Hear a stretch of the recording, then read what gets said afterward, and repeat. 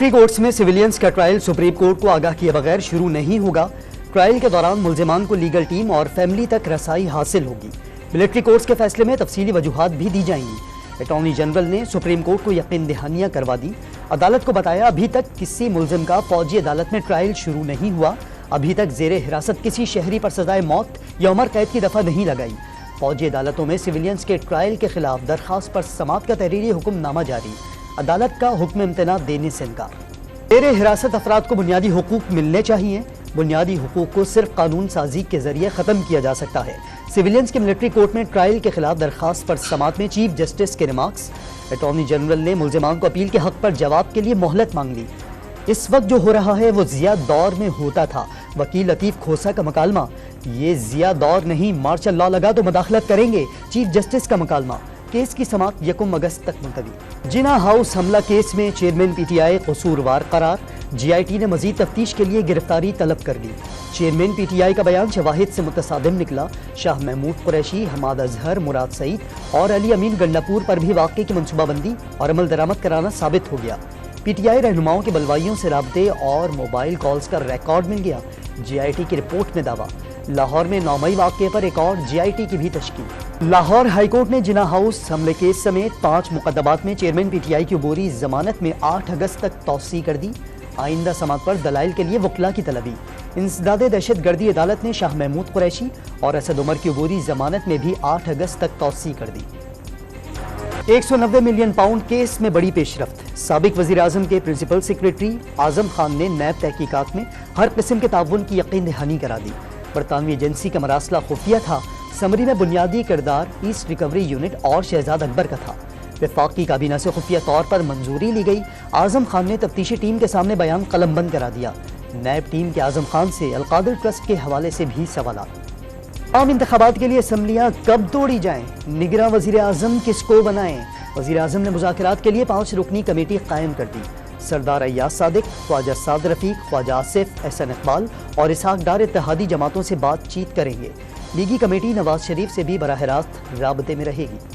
پنجاب اور کے پی میں 90 روز میں الیکشن نہیں کروائے تو اب جو مرضی کریں، انتخابات ہوتے نظر نہیں آ رہے۔ فواد چودھری کا تبصرہ، اعظم خان کے اقبالی بیان پر تبصرے سے انکار۔ صحافی کے سوال پر کہا، ایشز سیریز کے بارے میں پوچھیں، بہت اچھا کھیل ہو رہا ہے۔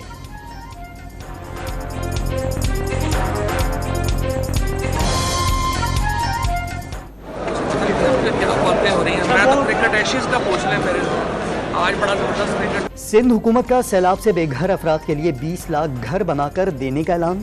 Chairman Peoples Party Bilawal Bhutto Zardari نے منصوبہ سندھ کے لیے انقلاب قرار دے دیا۔ لاڑکانہ میں سیلاب متاثرین کی امداد کے لیے تقریب سے خطاب۔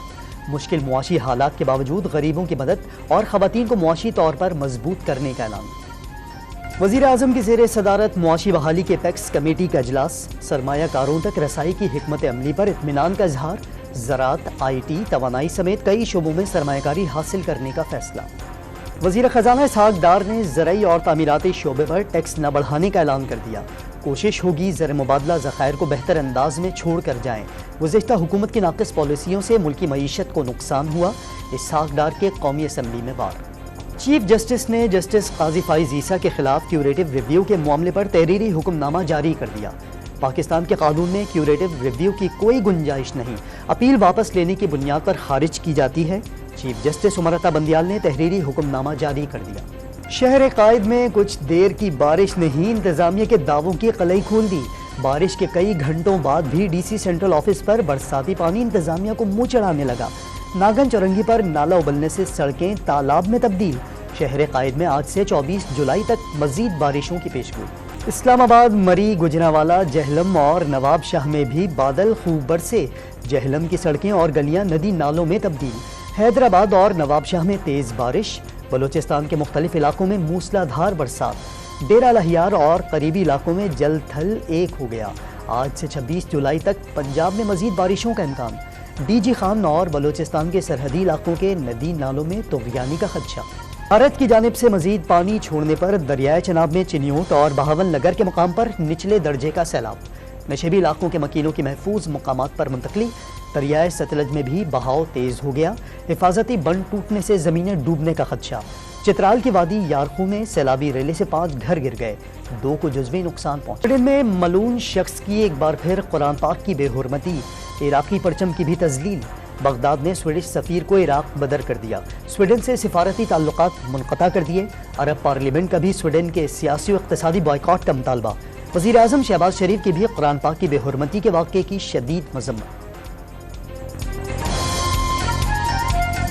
کراچی اور لاہور کے بعد اسلام آباد ایئرپورٹ کو بھی آؤٹ سورس کرنے کا فیصلہ، ٹینڈر موجودہ حکومت کے خاتمے سے پہلے جاری ہونے کا امکان۔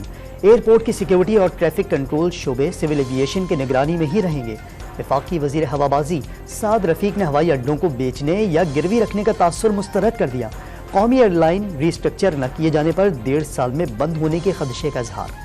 آئی ایم ایف معاہدے کے اثرات، پاکستان اسٹاک مارکیٹ میں زبردست تیزی، 100 انڈیکس 522 پوائنٹس اضافے سے 45,920 پوائنٹس پر بند۔ ڈالر کی اڑان نہ رک سکی، انٹر بینک میں قدر ₹1.66 اضافے سے ₹286.81 ہو گئی۔ اوپن مارکیٹ میں بھی امریکی کرنسی ₹1.5 مہنگی، قیمت ₹291 تک جا پہنچی۔ پاکستان سے اسلحے کی سپلائی کا کوئی نیا معاہدہ نہیں ہوا، یوکرینی وزیر خارجہ کی ایک بار پھر 2 ٹوک تردید۔ وزیر خارجہ بلاول بھٹو زرداری کی جانب سے یوکرین پر اناج کی برآمدات پر پابندی کے خاتمے میں تعاون کا وعدہ۔ پیٹرولیم مصنوعات میں ڈیلرز مارجن میں اضافے کے لیے ہڑتال 24 جولائی تک مؤخر۔ اجلاس کی اندرونی کہانی سامنے آ گئی، وزیر مملکت نے مارجن میں اضافے کا جواز مانگ لیا، سمری ای سی سی میں پیش کرنے کی بھی یقین دہانی۔ ہڑتال کی خبر پر لاہور میں پیٹرول پمپس پر رش۔ کراچی کا 2 کروڑ گیلن پانی روزانہ چوری اور 3 کروڑ گیلن ضائع ہونے لگا۔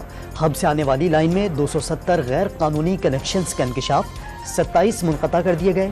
میئر کراچی کو واٹر بورڈ حکام کی بریفنگ۔ بلوچستان کی تحصیل وڈ میں متحارب قبائل کے درمیان cease fire, chief of Sarawan Aslam Raisani کی درخواست پر دونوں فریقین پیچھے ہٹ گئے۔ گزشتہ روز فائرنگ اور راکٹ حملوں میں مزید 4 افراد زخمی ہوئے۔ بلوچستان ہائی کورٹ نے محکمہ داخلہ سے تازہ ترین رپورٹ طلب کر لی۔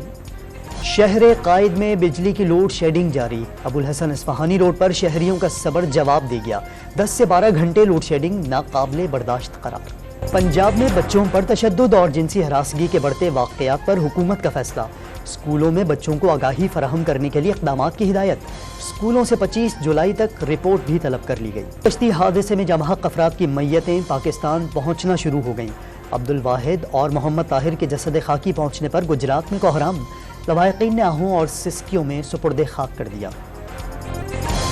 پاکستان ایمرجنگ ایشیا کپ کے فائنل میں پہنچ گیا، سیمی فائنل میں میزبان سری لنکا کو 60 رنز سے شکست، 323 رنز کے تعاقب میں میزبان ٹیم 262 رنز بنا سکی، 5 وکٹیں اڑانے والے Arshad Iqbal player of the match قرار۔